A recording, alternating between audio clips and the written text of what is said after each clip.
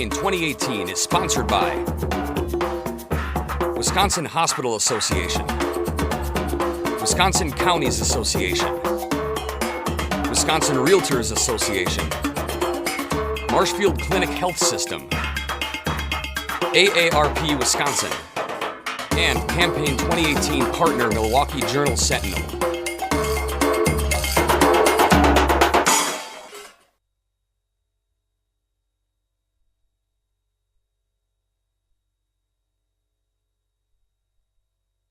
Matt Lederer of Appleton is a Democratic candidate in the 5th Assembly District. Matt, welcome to WisconsinEye. Thanks for having me.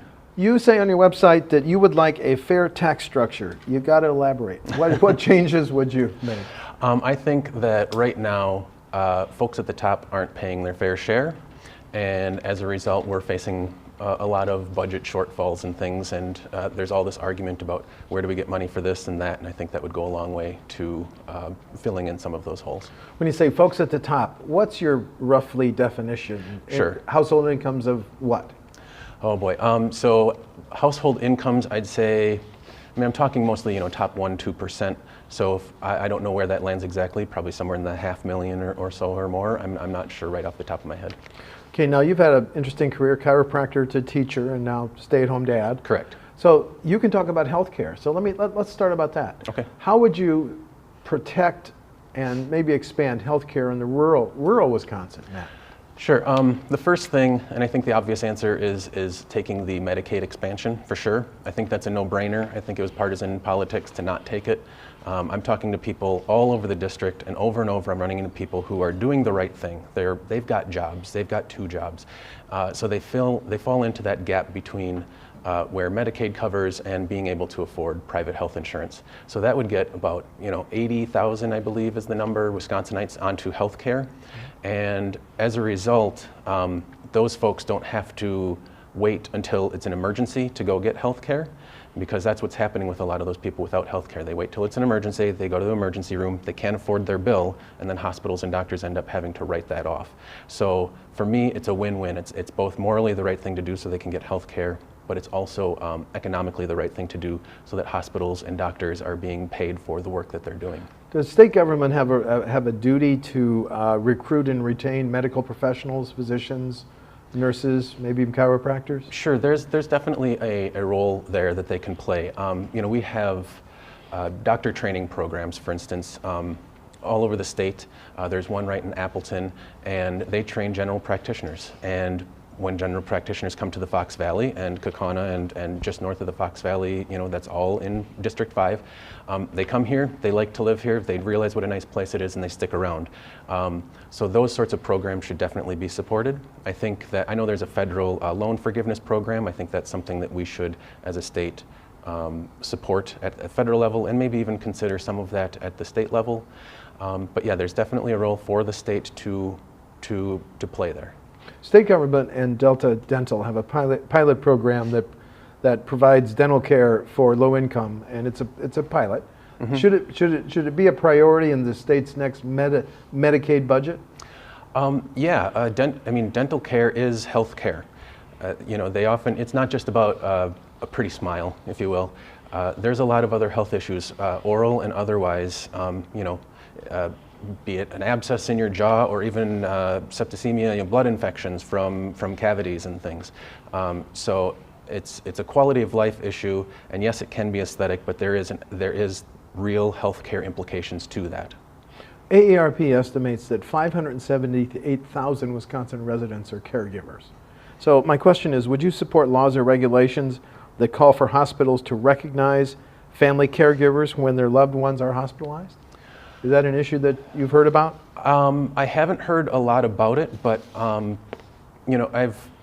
watched my dad and stepmom take care of first my grandmother and then step-grandmother as they got older and passed, and that's a lot of work. And I think that a program like that to recognize, maybe help support them, could avoid some doctor's visits for administering certain medications or whatnot, or changing pads and such, where the family could save money, the individual could stay in their home longer before they're hospitalized, and it's a more comfortable personal interaction, and some people just respond better when it's a family member taking care of them. So I think it's a compassionate thing to do. I'd need to know more about what the actual goal of the bill is. I understand. Local governments have been living with levy limits to control property taxes for 14 years. Some local government leaders say that hurts their ability to provide local services. Keep levy limits, loosen them, or get rid of them? I think levy limits are an interesting case where people who claim they want small government and local control show an inconsistency, and it's actually concentrating power down into Madison. So if you want local control, then let's give local municipalities local control. Mm-hmm. Also, we've seen, as a result of these levy limits, certainly as far as loosen or eliminate, at least let them rise with the cost of inflation. That's something that municipalities have to deal with no matter what. That's just how the economy works, so it only makes sense. And we've seen people voting on referendums to raise their own taxes to make up these shortfalls in the state budget. So either we need to fix the state budget so that we're funding municipalities properly, or we need to allow them to raise their own taxes. But to me, having folks vote on this piecemeal doesn't make much sense. We should spread that out over the whole state. The impasse in the Capitol over how to pay for highways, bridges, construction, and maintenance. How would you like to see that impasse broken? Yeah, I mean, certainly what we've been doing, or what they've been doing in Madison with this for the last 8 to 10 years isn't working, which is basically just letting everything fall apart slowly and not making tough decisions to take care of things. So we're at a point now where you can't push this further down the road, no pun intended, any further. We need to actually do something about this. What I'd like to see is really considering all of the various options that we have for raising revenue so that we can take care of these issues properly and then keep the roads maintained properly. And what form that takes, I don't know. We'd need to look at how it impacts people of different income levels, et cetera. And the one silver lining here is that this sort of these sorts of projects do generate family supporting jobs for a lot of people who already live here in the state. So that's the one silver lining here. The Foxconn was given major tax breaks, tax benefits. The Assembly voted to give Foxconn-like tax breaks to Kimberly-Clark. Mm-hmm. When should state government help private companies? Well, I think that what's going on right now is a lot of sort of short-sighted election year posturing, and it's unfortunate for the state and the taxpayers. The Foxconn deal, that contract really doesn't make any sense from the state's point of view. A contract means everybody wins, but everybody's protected. And right now it's heavily lopsided towards Foxconn. And now Kimberly-Clark, who does employ people in my district, certainly we want to keep them around, and certainly jobs are good. But what my question is, where was the GOP leadership when paper mills were struggling all throughout the Fox Valley, including in Kaukauna in my district?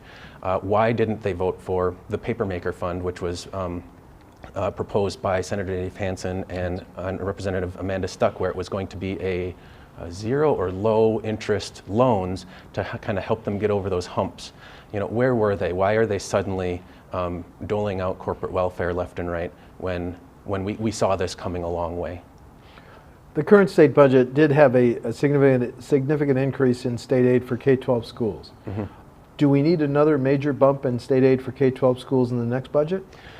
Yeah, so there's an important distinction to make here. There was a bump for K-12 schools, but what's not being mentioned all the time is that bump doesn't actually get us to even 2010 levels of funding when you account for inflation, and the fact that a whole lot of it is being diverted over to private voucher schools. So they took away a lot of money. Now it's an election year. They're facing tough opponents like myself, and suddenly now they want to help schools.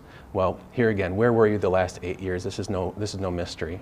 So I would say if we're going to fund public schools, let's do it right and do it fully. You're an opponent of the Voucher the Choice program? Correct, yes. I think that public dollars should stay with public schools.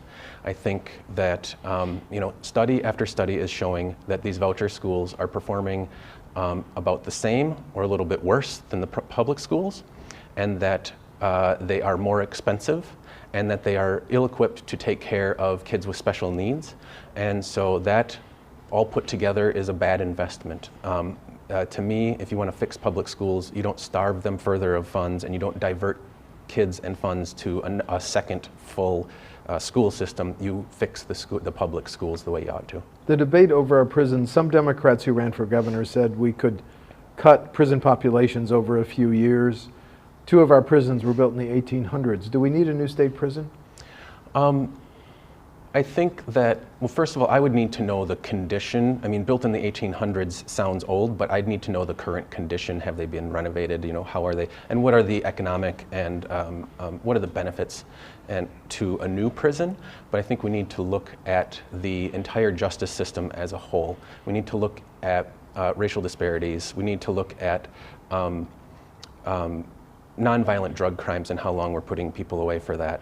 We need to look at getting prisoners some proper help, so be that mental health and jobs training and education and guidance on how to re-enter society after you've been incarcerated, so that when they re-enter society, they kind of walk out with a hireable skill and a handle on, be it an addiction problem or a mental health or whatever it might be that got them there in the first place, and decrease that recidivism rate. And that would, I think, in the end, drop the prison population quite a lot. UW system budget, we've had a freeze on resident undergrad tuition for 6 years. Should it continue?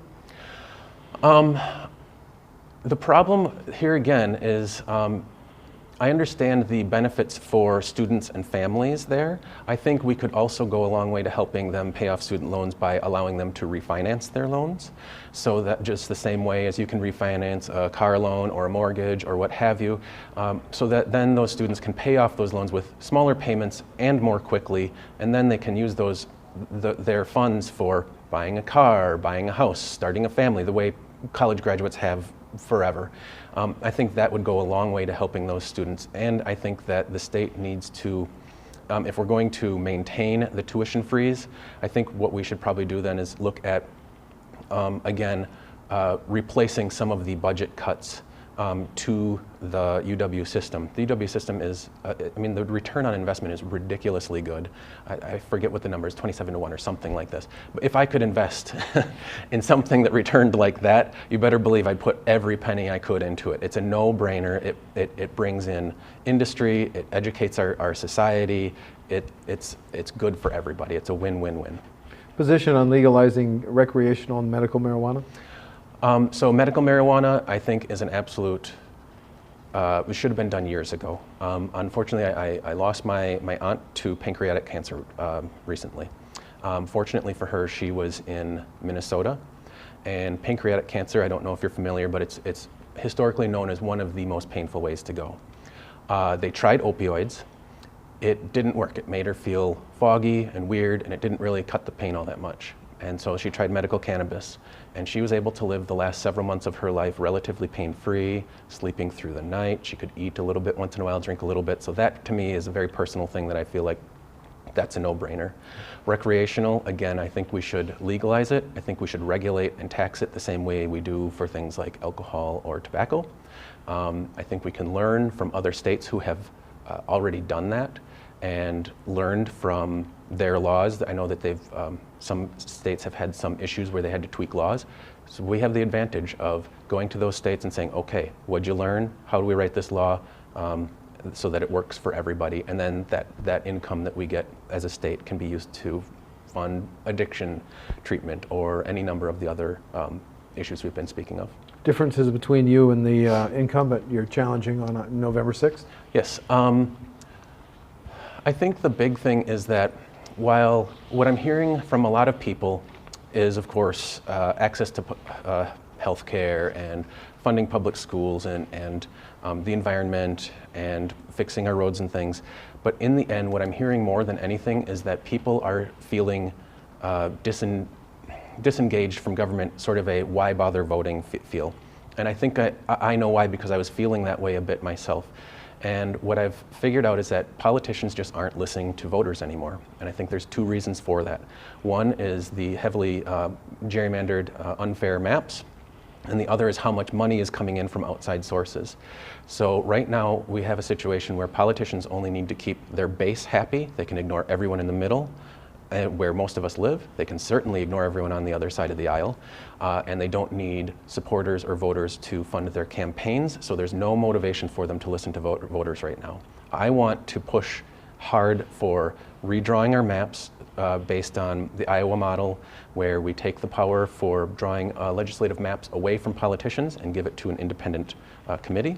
And I want to strengthen our campaign finance laws significantly so that it makes it so that politicians, and hopefully November 6th, that'll be me, they have to listen to their voters again. Because I think if we listen to voters, we get rid of a lot of the divisiveness. We get rid of a lot of the extreme policies, and we get back to our Wisconsin values of compromise and fair play.